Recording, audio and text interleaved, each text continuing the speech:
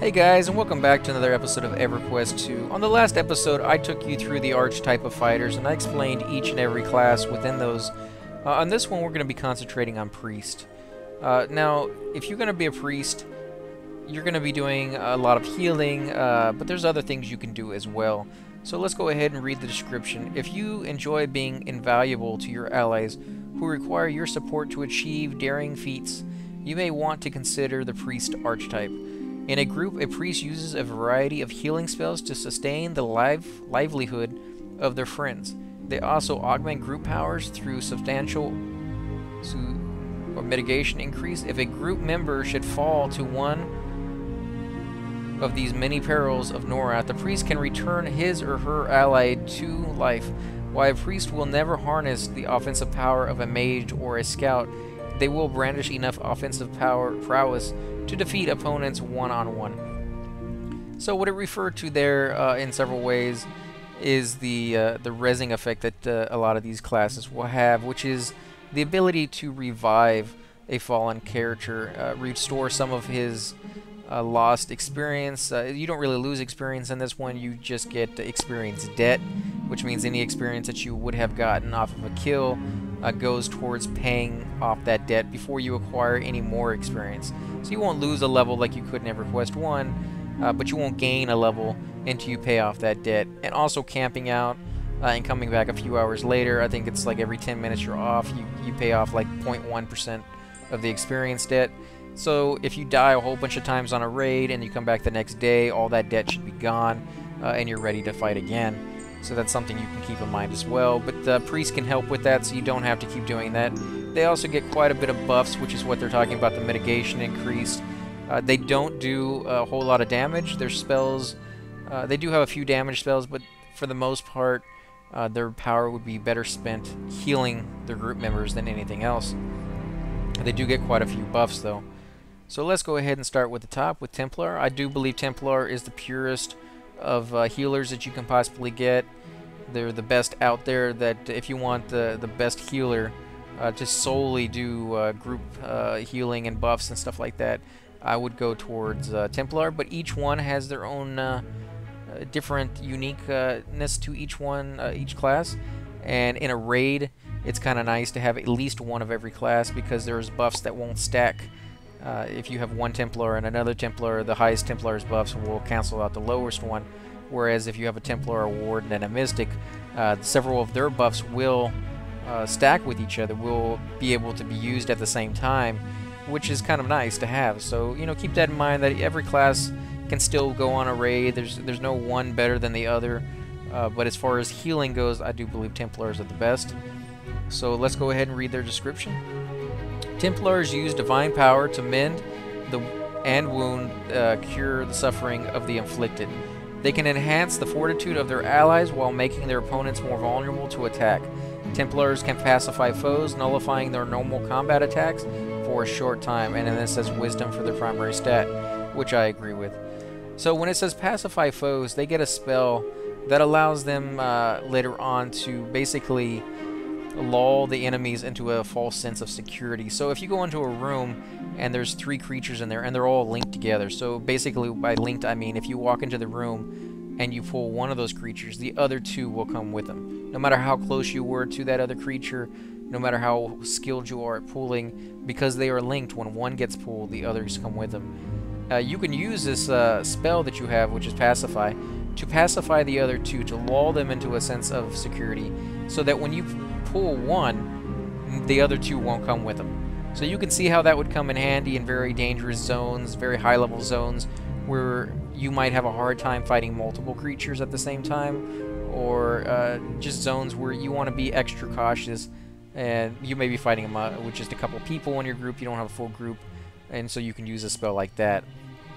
When they talk about enhancing the fortitude of their allies, they basically mean the buffs that you get. And you get quite a few buffs for your health, for hit points that you can do for the entire group. You also get buffs that increase mitigation for the tank, so that he'll take hits less as hard as he normally would have. So basically, all your stuff is geared towards making it easier for your people to survive longer. Which is, you know, basically if you're going to be a Templar, that's exactly what you want. Divine Power to mend wounds. They're just talking about your heal spells. And you do get quite a few cure spells as well. So when an enemy casts, say, a disease dot or you know, other inflictions that they can cast on you that do damage or lower your stats, you have the ability to cure those. Some of those spells will last only a few seconds, so after the end of the battle, they're pretty much gone anyways. But some of them last for quite a little bit of time there, and then some of them do quite a bit of damage as well. So even if they only last for 10 or 15 seconds, they can kill your entire group if not cured immediately. So that is another part of your job that you will have to get used to doing, as well as keeping an eye on those diseases popping up, especially on your main tank. And then again, if you don't want to be a pure healer, you can do one of these other classes. Inquisitors are pretty much the same thing as Templars, but they're geared a little bit more towards damage. They do healing, you know, quite well, but they do have a few more damage spells than Templars do. So let's go ahead and read them. Capable of serving as the cornerstone of any adventuring party, the Inquisitor can heal wounds and purge ailments such as disease and poison. Inquisitors invoke divine strikes against their opponents and retaliate with unyielding convictions against those that dare to harm their allies. And again, wisdom is their primary stat. So it even says right here that they strike against their opponents. They're talking about the direct damage spells that they get, and they get a few more than Templars. They also touch on the fact that they can cure, purge wounds, and all that other stuff. They're just a healing class, basically the same thing as Templars that we just went over, but they're geared a little bit towards more damage. They also can be evil characters, where Templars are more towards the light side. You can do neutral for, I think, both of them as well. So that's another thing to take into account, depending on if you want to be evil or good. I don't think you can be an evil character and be a Templar. So let's go ahead and move to the Wardens. Wardens invoke their druidic powers to mend wounds and purge disease and poison from their allies. While Wardens excel in regenerative healing, they can command the forces of nature against their foes. They can change shape, imbuing themselves and their allies with the form of the Great Wolf, and then of course wisdom is their primary stat. So this mentions or touches on the fact that they can do regenerative healing. That's a spell that you can cast on your group members and yourself that regenerates your life over time. It's kind of nice to have, especially if you're fighting creatures that aren't doing a terrible amount of damage. The healer, the main healer, or yourself as a warden won't have to do as many heal spells, won't have to cast as many heal spells, which will give you the ability to cast other stuff. You have a few direct damage spells. You can cast, like they were talking about here, you can change shapes of the people in your group. What that does normally is basically increase their run speed. So if you're in an outside zone, inside zones, so doesn't work with your Spirit of the Wolf. For those of you who aren't familiar with that term, it increases your run speed. So in outside zones, you can turn everybody into a great wolf pack.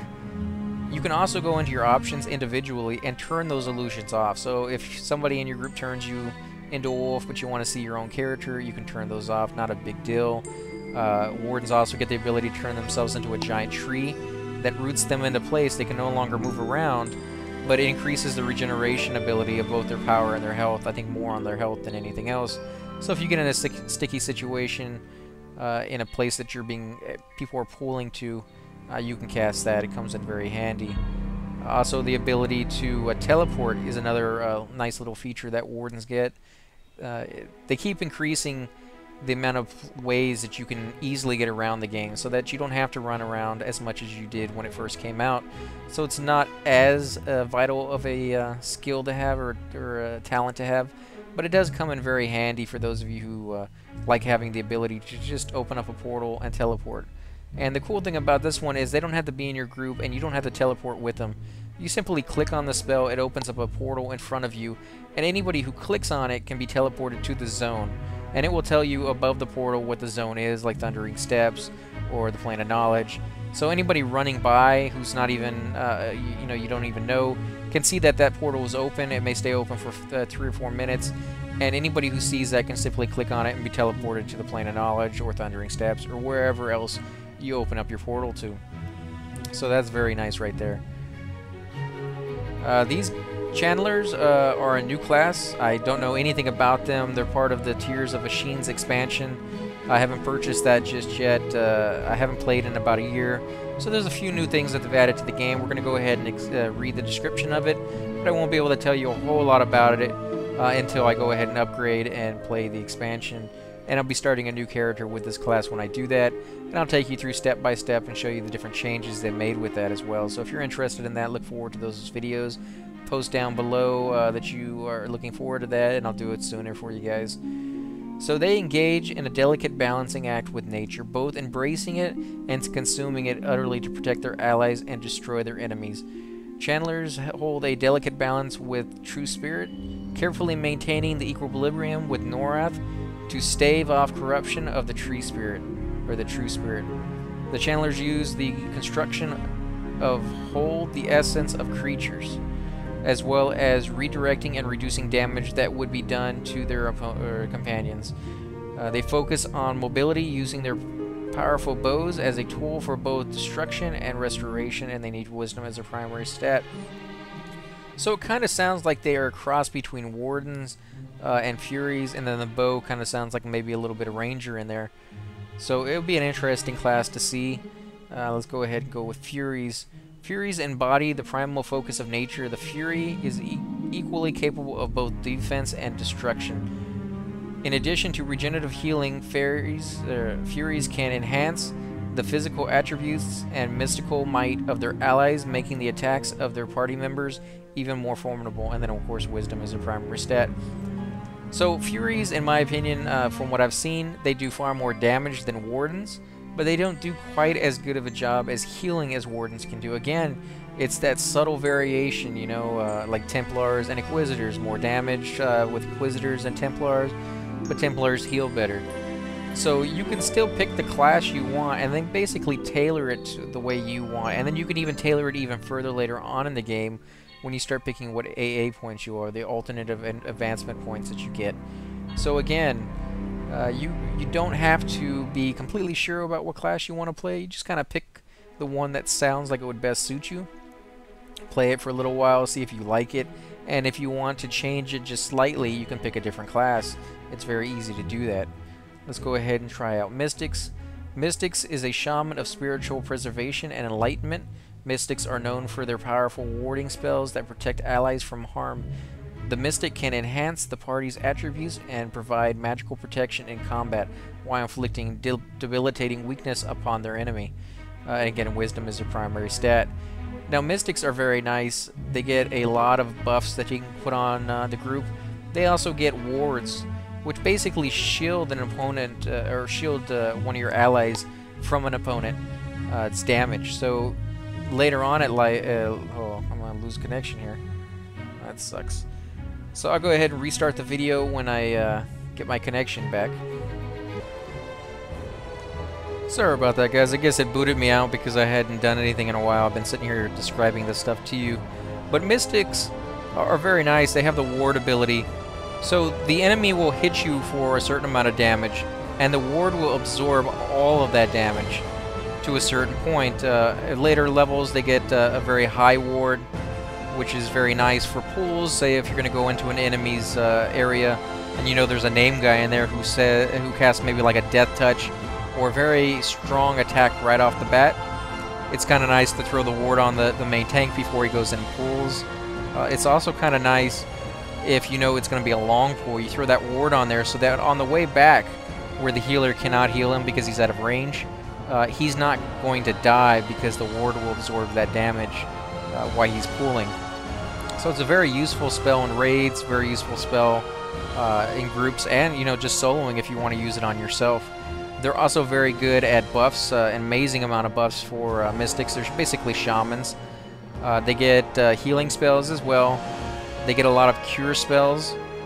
And they're just an overall really, really nice addition to any group or raid. I mean, you really, really want all the buffs that they can offer. So a very nice class to get for that. And they do a fair amount of damage as well.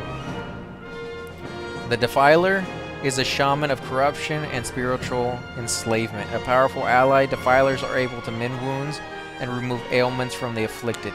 Fearsome in battle, the Defilers employ ancient rituals of dark power to sicken, harm, and reduce the fighting prowess of the enemy, and then again, wisdom is a primary stat. So again, it's just a slight variation on the same theme. Defilers are geared towards more damage. They do a lot of dots, a lot of reducing their enemies' attack power, their attack speed, mitigation, all these other like debuffs that they can throw on the enemy, basically. And then again, they do get, you know, a few buffs, heal spells, cure disease, and or whatnot. The same thing as mystics, but they're not quite as good as healing or buffing as I would say a pure mystic is. They do more damage though. So again, something to take into account depending on which route you feel you might want to take with a certain class. If you want to be able to solo more or be more geared towards being incredibly useful in groups, they all can be useful in groups. They can all be useful in raids. So don't get me wrong, you know, they're all a very good class. None of them are better than the others. It's just specifically what you feel you want to do in the game, how your playstyle is. So it's very open. There's a lot of choices you can pick from, which is kind of why it's overwhelming at first, which is why I'm making these little tutorials to explain a little bit to you.